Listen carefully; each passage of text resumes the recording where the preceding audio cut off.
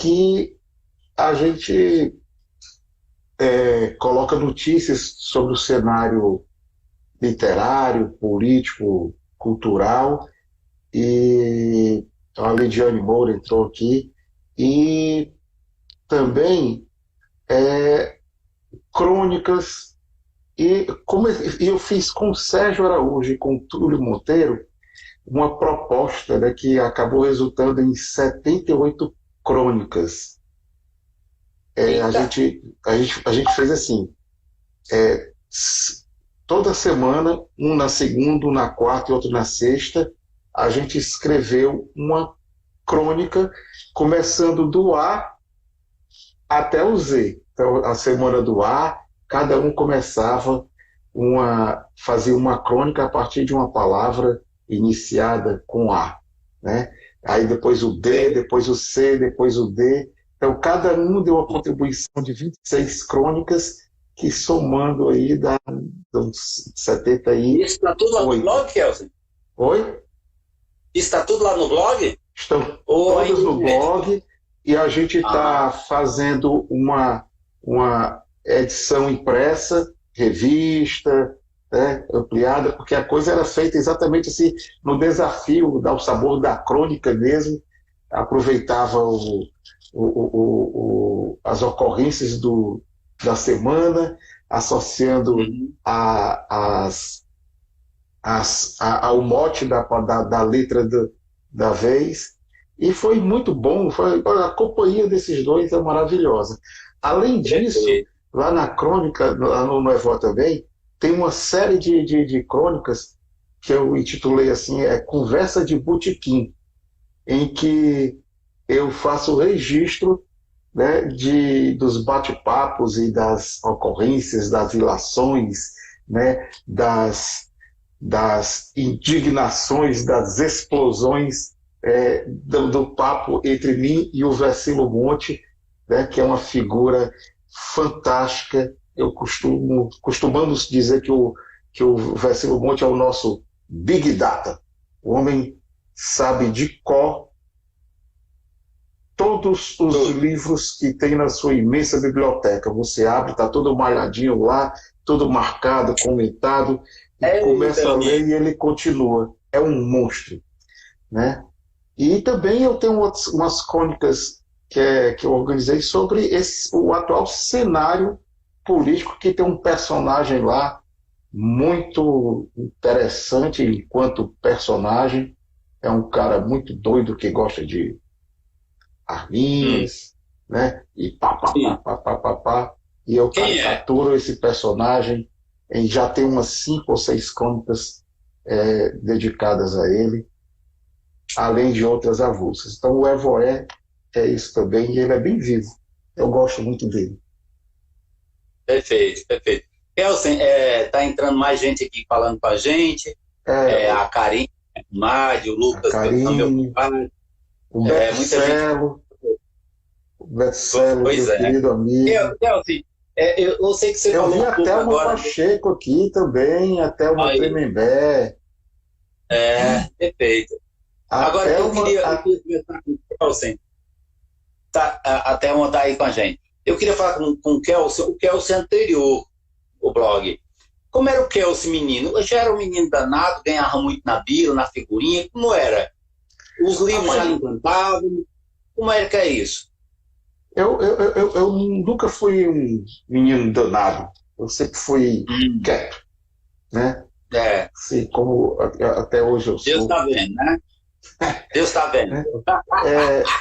As travessuras que eu fazia, nenhuma delas são dignas assim de registro, a não ser as brigas, que briguei muito, né? Mas assim, eu estava em casa, aí o pessoal dizia assim, olha, estou brigando, estou batendo no fulano de tal, isso aqui, vamos lá.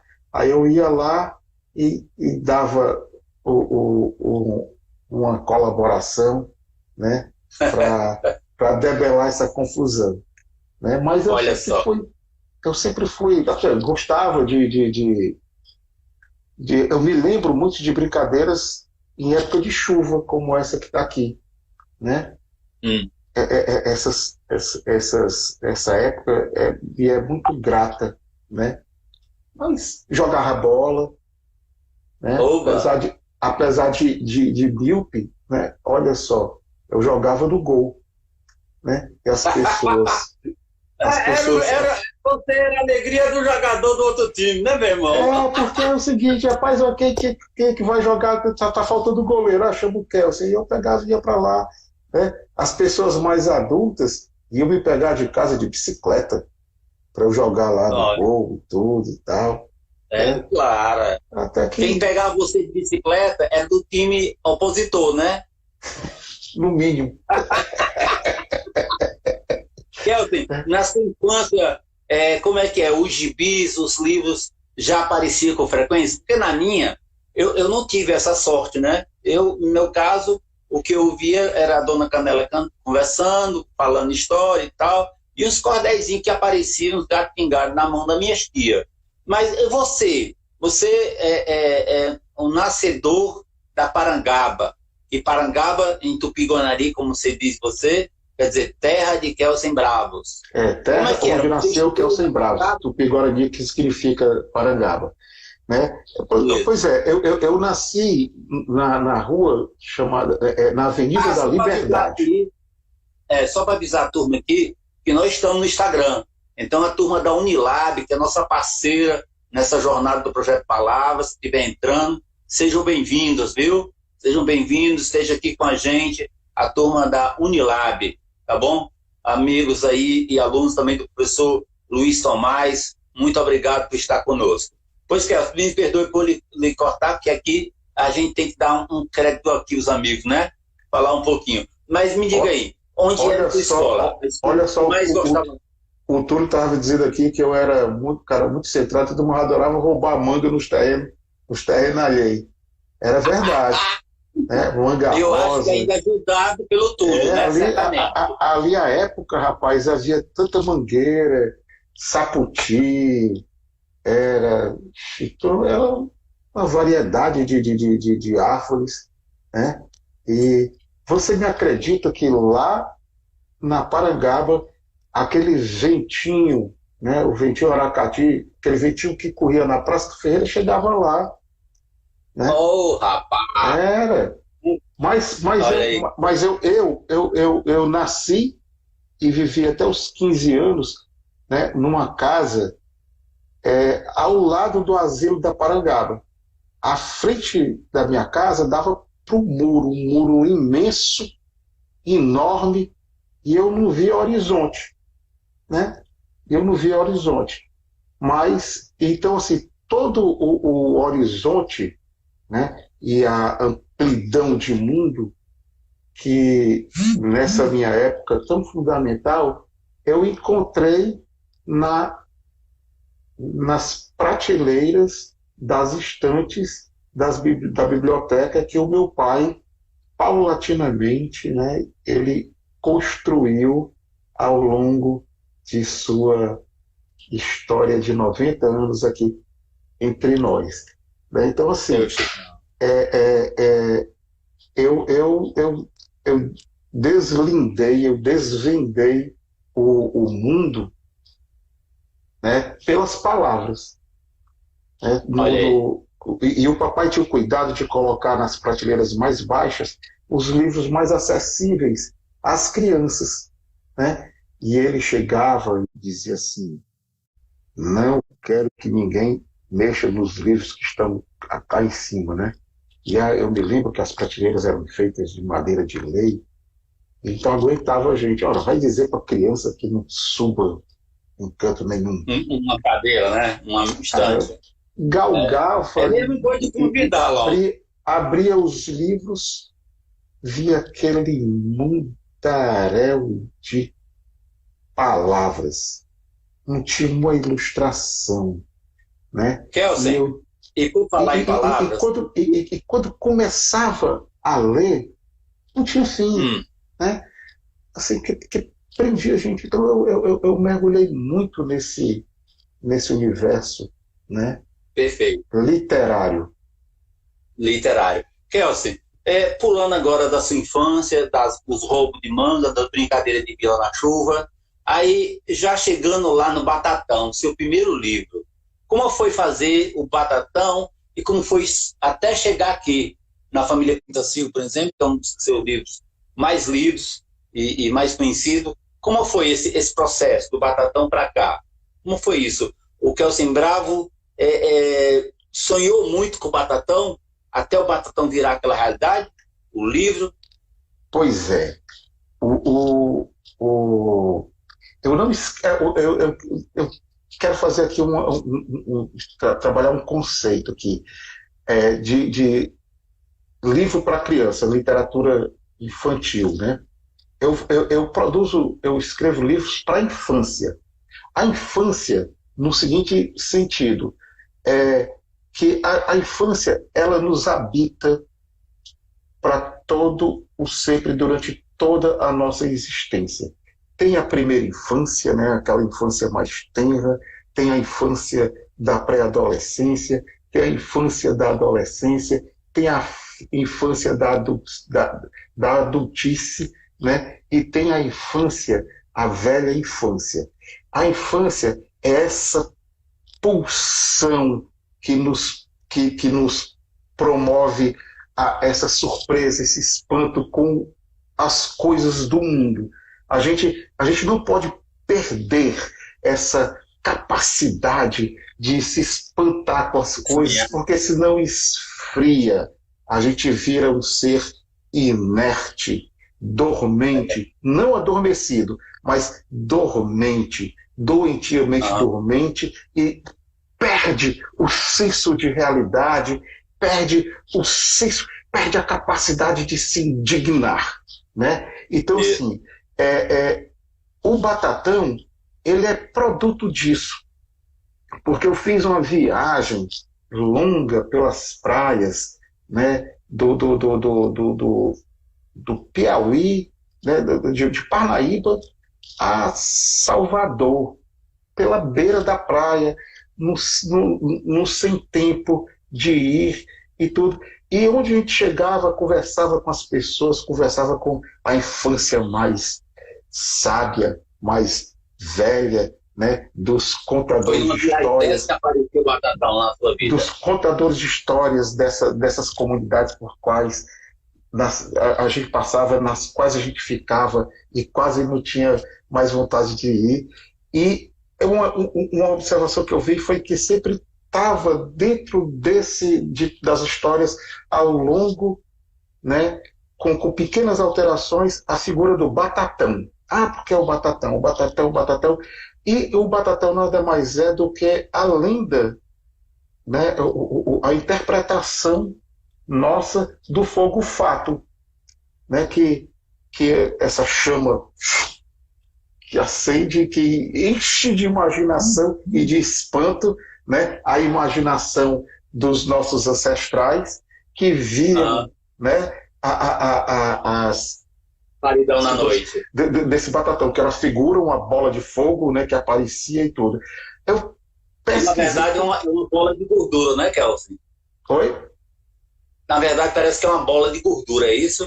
Porque geralmente as pessoas, geralmente o fogo fato ele aparece em regiões pantanosas, ou então assim, desses cemitérios que tem cova rasa, né? E aparece muito à noite, mas aparece também no amanhecer. É quando muda a temperatura, aquele corpo em decomposição, né, que é uma gordura. Então, quando muda a temperatura, essa temperatura, essa mudança, é um fósforo que liga e tem aquela combustão daquela gordura natural e tudo e tal. Então, assim, em lugares pantanosos e tudo, nos pés, nos tombos da carnalbeira, né, que a carnalbeira, quando estoura, tem muito óleo, tudo. Então, assim, essa figura é o Batatão. Lá na Alemanha chama-se o Irrlicht, que é a chama louca, né? Lá na França é o monge dos marais. Lá na Inglaterra é o Jack o Lanterneiro, essa figura sombria que assusta todo mundo, mas ele faz um bem, guia quem está perdido. Você pretende reeditar o Batatão? Claro, o Batatal ele está reescrito, né? Mas Celso, eu quero lhe entregar aqui, eu vou lhe entregar, porque eu sei de uma obra sua que nunca foi publicada. Várias. E que você sonha com essa obra. Pelo menos sonhava há um bom tempo. Você sonhava. Eu posso falar? Pode. Pronto. O Moacir. Você terminou essa obra? Para os nossos. Moacir, eu tenho várias versões dele. Várias versões. Né? Tem versão em poesia, tem versão em cordel. É uma saga do povo cearense, sabe? Eu me lembro que em 2000... Olha só o tempo... O pessoal lembrar, Kelson, só para o pessoal lembrar aqui, quando eu digo Moacir, o Moacir que o Kelson se refere é o Moacir de Iracema, correto, Kelson? É uma referência que eu faço... Uma referência ao Moacir de Iracema. Pronto. Quando foi em 2005, olha só o tanto quanto eu brigo com os meus textos, né? Em 2005, apareceu a oportunidade, a nossa saudosa, queridíssima, amantíssima Andréa Arte Bindá, que estava na organização da primeira festa do livro de Aracati, né? Ela ia haver uma palestra do Zé Mindley falando sobre a experiência leitora, né? Ia falar, e o Zé Mindley teve ficou impossibilitado de ir, teve uma disposição e tudo. Aí a André chegou e disse: Kelson, você não quer dar essa palestra, né, no lugar? Eu disse: olha, eu vou, mas eu vou como um macaco gordo, só para quebrar o galho, né? Para ir lá. Mas foi lá no auditório do Colégio Marista. Mas foi tão feliz esse momento que eu encerrei 6 vezes essa palestra e ninguém arredava o pé, né? E falamos, foi a primeira vez que publicamente eu fiz a proposta de clube de leitura. E eu me lembro que eu li o final, em verso, o final do Moacir. E você tem alguma coisa aí do teu lado, fácil de se ver? Não tenho, não está aqui. Eu peguei de surpresa, ó. É que o pessoal de casa, mesmo. Está de casa acompanhando a gente no Instagram. Mas eu dou o mote aqui. Ó, a história começa com os povos ancestrais reunidos bem no meio do sertão central, né, para discutir. Estava uma canícula enorme, uma seca tremenda, e os povos ancestrais, né, eles se reuniram com os idosos, né, e os guerreiros. Eles se reuniram bem no meio da canícula, dentro do sertão central, para conversar e tentar descobrir como é que um povo como o nosso chegou a essa petição de miséria, né? E eles evocam os 4 elementos e surge, né?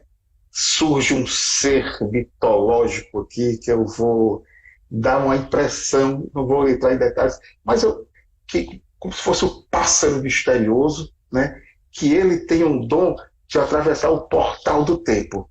E dentre aqueles que estavam reunidos, Moacir foi escolhido para subir no pássaro misterioso e entrar no portal do tempo e faz viagens para antes da chegada, né, da civilização branca ocidental aqui, né, e em várias fases, aí vem progredindo no tempo, e em várias fases da história ele assume um personagem icônico daquela época, né, e conta a história daquela época.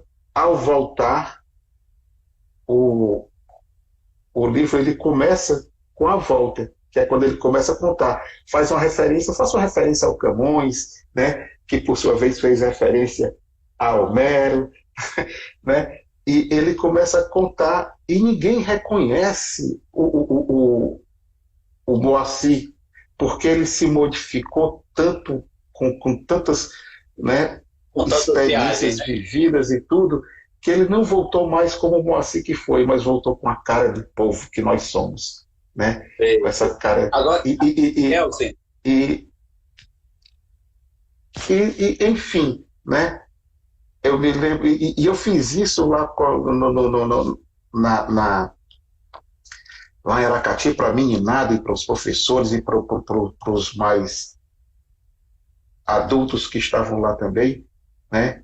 E o vento, falando do Vento Aracati, falei de tantos personagens que eu cito, né? E que o Moacir assume essa história,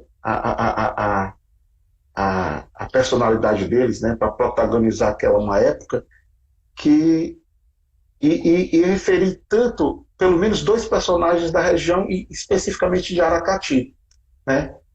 E no final eu brinco com o Vento Aracati, né? Esse vento que percorre todo o sertão, que chega lá naquele cantinho que é lá para o fim do mundo à direita, né? E vai bater lá em Saboê. Terra de Almimoto. O vento soprou, me trouxe aqui esse livro. Vou ler um trechinho para vocês e já eu digo o título. Eu espero que não esteja aparecendo o título para vocês. Bom, houve um tempo em que apenas as luzes do céu iluminavam a escuridão.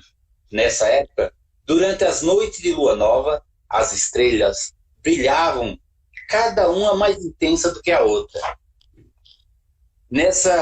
Numa dessas noites sem luar, a chama de uma estrela chamou a atenção de um pequenino grão. Ela, para ele, era de todas as mais lindas reluzentes das estrelas. Ele, para ela, se apaixonou. Não, desculpe. Ele, por ela, se apaixonou.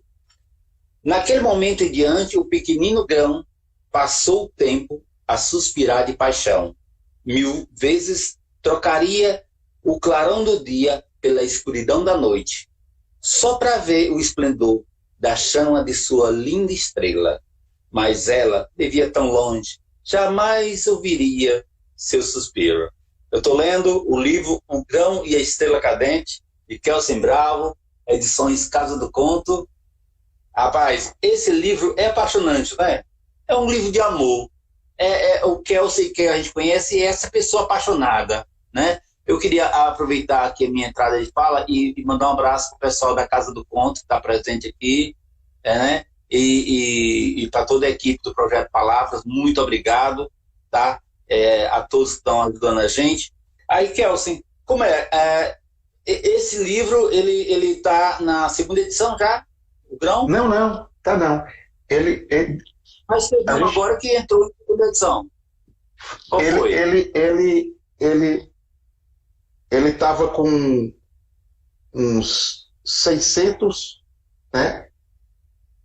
A primeira edição foi de 1000, estava com 600. Aí nessa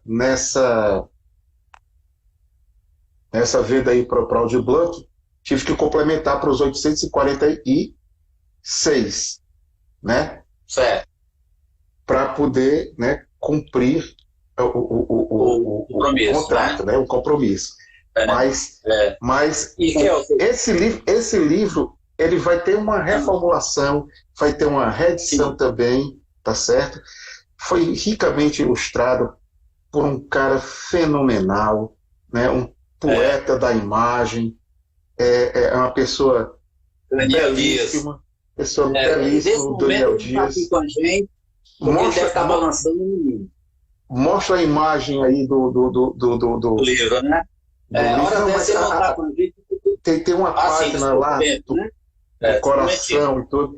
Esse livro é fantástico, né? Tanto sobretudo pela imagem, né? O Grão e Estrela Cadente, né? Eu tive a felicidade de ter, né, parceiros aí nos livros como o Rafael Lima Verde, como assim, o Rafael Lima Verde, o Daniel Dias, o Guabiras, do Croque Croque Crique Crack. Eu quero aqui fazer o registro aqui da presença do meu irmão, Kelson, o meu amor, meu irmão. Tem um Fagner aqui. Acho que é meu primo. Obrigado aí pelas palavras, todos que estão aí fazendo referência, tá certo? Mas, Almir, a Mara, o Ted, a Julinha, a Sunny Rios, quero agradecer a Sunny Rios a presença. A Nádia Aguiar. Eu tive o prazer de editar um livro da Nádia Aguiar. Linda, contadora de histórias fantásticas, né? Atriz. Você é linda, meu bem. Viu? Perfeito. Saudade de você. Há quanto tempo a gente não se vê? Tá certo? Pois sim, Almir. Então, a gente tem sim essa preocupação de lidar com a palavra, né? Porque a palavra, ela é a matéria-prima da nossa arte, da nossa a luz e sombra, né? A cor é a matéria-prima da pintura, da fotografia, né? da escultura, né? A pedra, e a palavra é a nossa matéria-prima, tá certo? E eu creio assim, de todas as invenções humanas, a palavra é o chip original. Eu já escrevi isso em vários textos, né? Porque... E qual vai ser as suas próximas palavras? Como vão ser os próximos livros? Os próximos livros, esse ano, Almir, eu faço 60 anos, né? Só de literatura? Ai, meu Deus! Eu faço 60 anos de vida, né? Aqui, que eu nasci aqui. E eu tenho uma pretensão de reeditar esses livros de uma forma diferente, que, claro, são todos imperfeitos, né? A gente pode melhorar bastante. O Clebson Alberto está aí também, grande suporte nosso, né? Para esse momento. Tenho esses livros de crônicas em parceria com o Túlio e com o Chico Araújo. Irmãos, né? Assim, pessoas que eu amo profundamente. Tem essas crônicas com o Vecino Monte, né? Que é meu outra pessoa também que eu amo profundamente.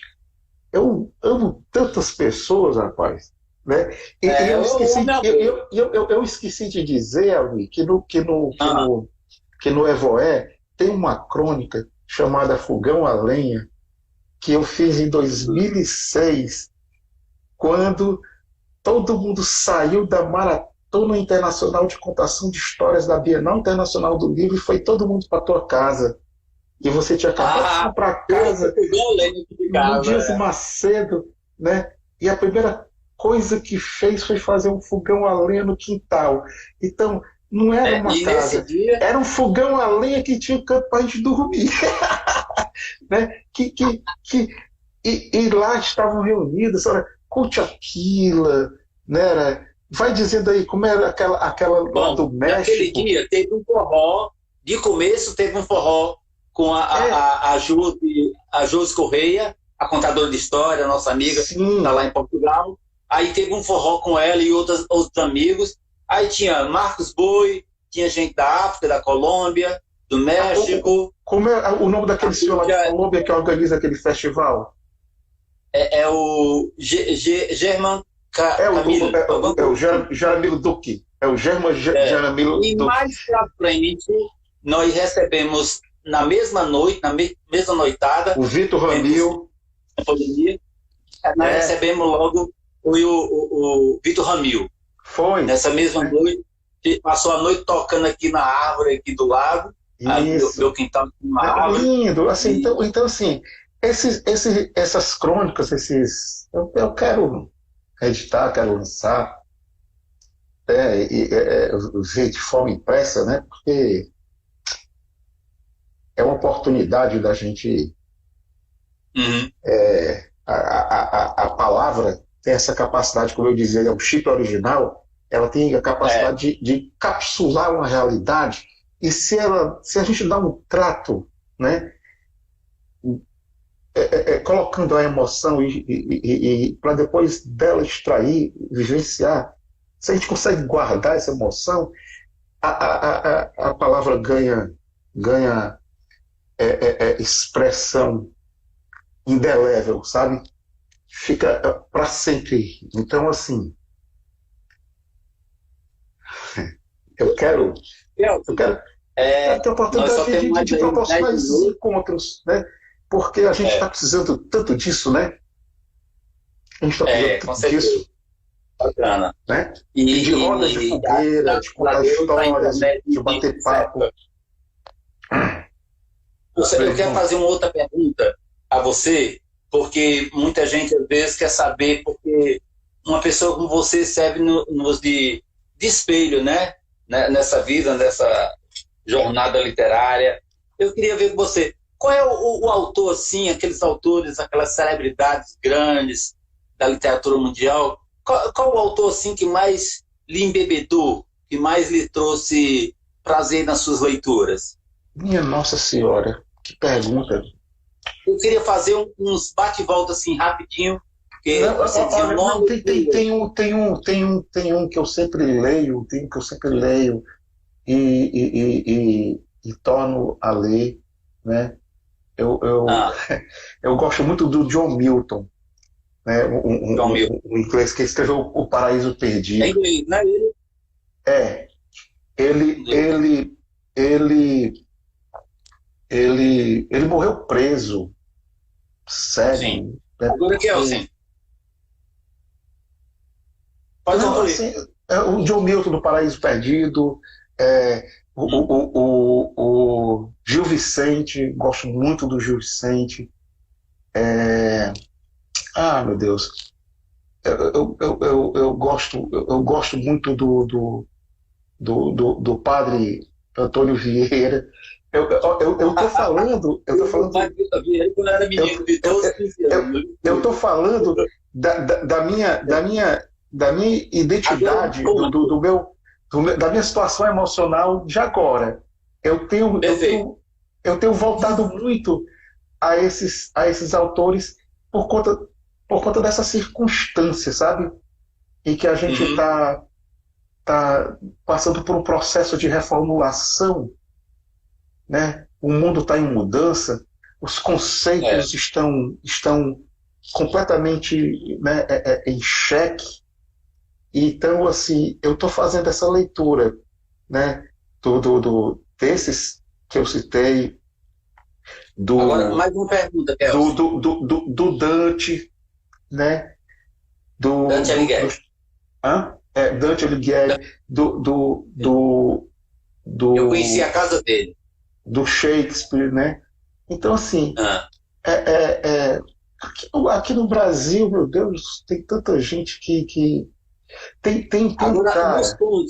Nos conte então, Kelso, o seguinte, qual era o livro que você acha que não devia faltar na sala de aula de todo menino no Ceará? Um livro que você acha que é para todas as crianças. Moacir. A Moacir não chegou ainda. Eu que já fizer de alegria já há muito tempo. Rapaz, olha, são tantos aqui, Albi. Eu gosto muito de um livro que é lindo, é pura poesia. O Cavalinho Amarelo, é o Cavalinho Amarelo que você escreveu. Meu amigo, eu tô falando de literatura. Não é por estar na sua presença, meu prezado rapaz, mas o Cavalinho Amarelo é uma obra-prima, meu amigo. Pode ter certeza disso. né? Eu tô falando assim, não da nossa aldeia, mas livros que lhe motivaram, assim, além do livro Valmir e tal, mas outras publicações para todos os públicos, não só para criança, sabe? Por exemplo, eu gosto muito do Cavaleiro, né? Do Fidalgo Don Quixote, né? Eu gosto muito, eu acho que esse livro todo mundo devia lê-lo um dia, se for possível. Mas, assim, isso é um gosto meu. Eu quero saber o do Kelsen. Qual é o livro que você acha que todo mundo devia passar a vista nele? Rapaz, que pergunta difícil. Mas eu recomendo, sabe o quê? Eu recomendo aquelas caixas de cordel que o Clécio Viana vende, sabe? Quanta riqueza. Ali está a formação da nossa tá demarcado muito forte a nossa identidade cultural, sabe? Patativa do Assaré, tá certo? A literatura cearense mais ilustrada, eu vou ser defenestrado da Academia Cearense de Letras depois dessa declaração. A literatura cearense mais ilustrada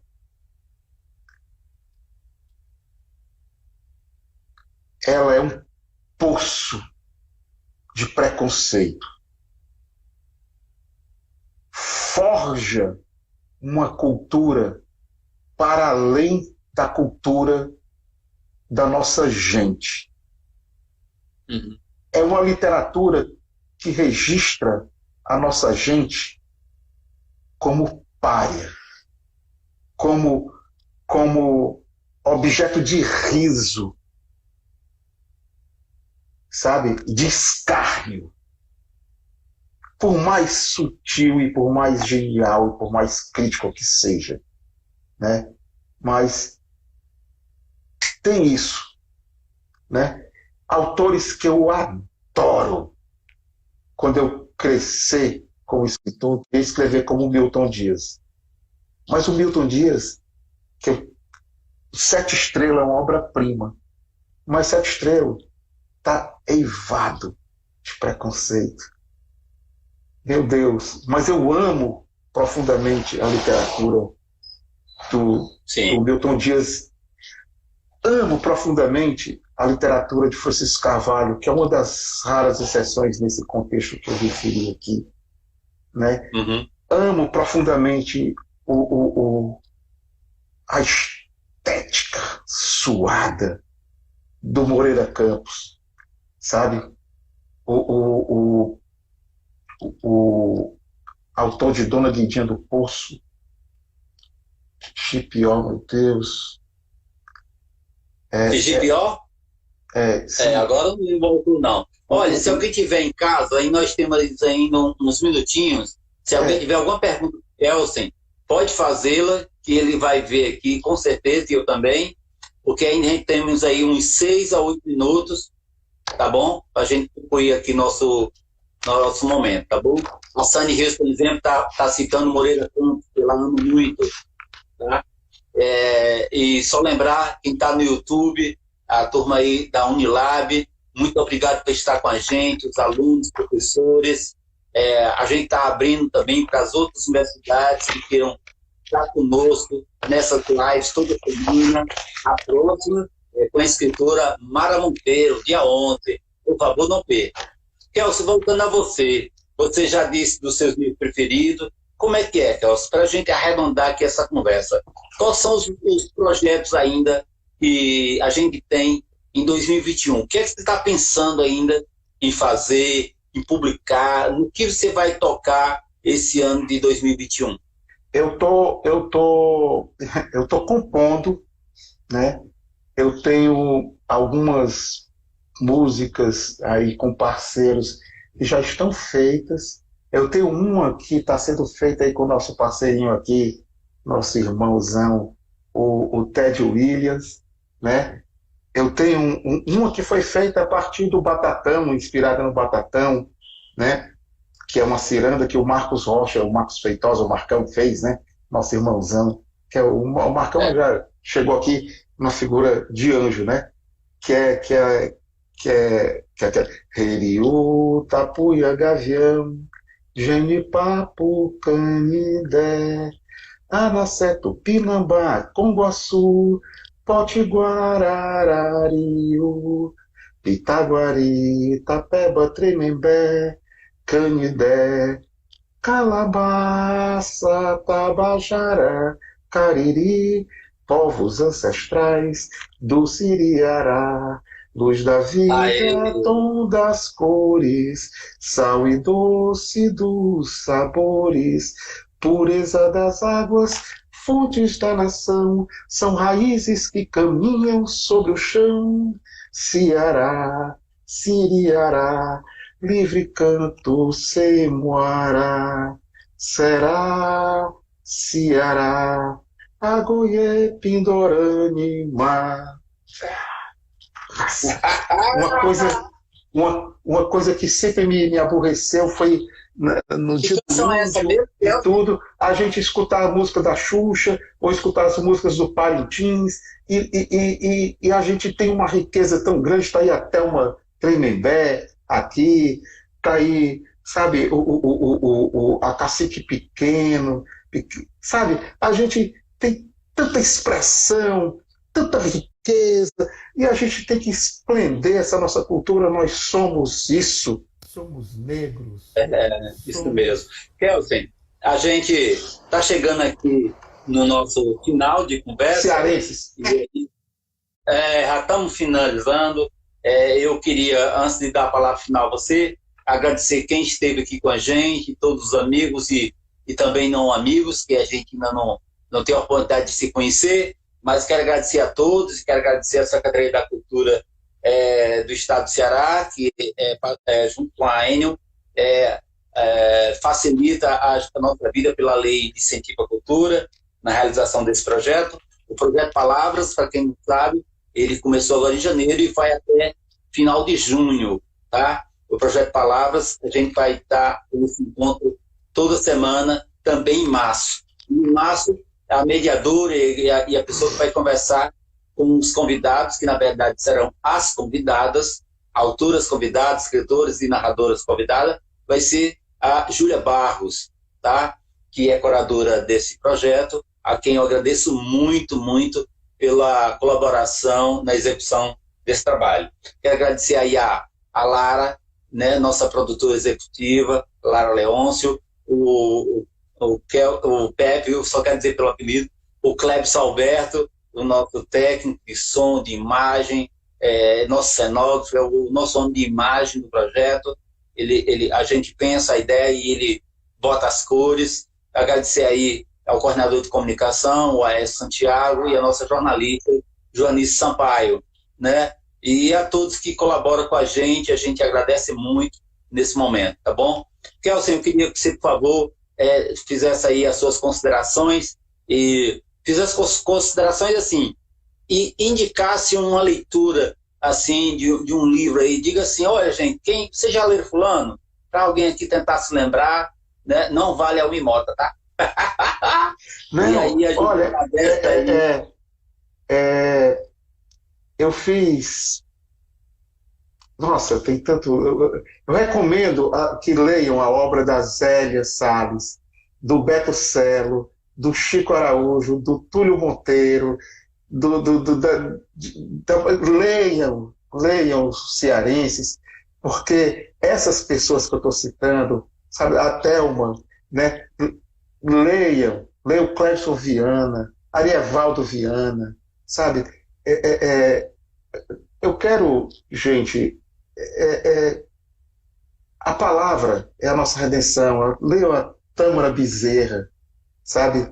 Leiam Cleudene Aragão e as quantas de nós, sabe? São tantas. Leiam Raimundo Neto, Pedro Salgueiro, Epitácio Macário, Elias de França, sabe? Essa turma tem o que dizer, e tem o que dizer, e diz de uma forma linda e sem preconceito. Estamos construindo a sociedade, a cultura, e expressando a sociedade, a cultura com um olhar de respeito à dignidade, viu? A dignidade. É isso. Viva a dignidade da Unilab, viva a dignidade do Encontro das Nações, né? E viva a dignidade dos nossos troncos culturais. Viva a nossa dignidade, viva o que nós somos, viva a nossa cultura, viva o Ceará, e viva a você, a Júlia e essa turma toda que nos proporciona esse momento lindo. Vamos nos vacinar? Vamos nos vacinar? Vamos vacinar. E saúde. Vamos vacinar. Viu? Tá ok. Gente, a gente está encerrando o nosso trabalho de hoje. Agradecer a todos que estiveram com a gente. E, por favor, conto com a presença de vocês dia 11, às 19 horas, aqui no nosso Instagram e também no YouTube da Casa da Prosa. Será um prazer receber todos, tá bom?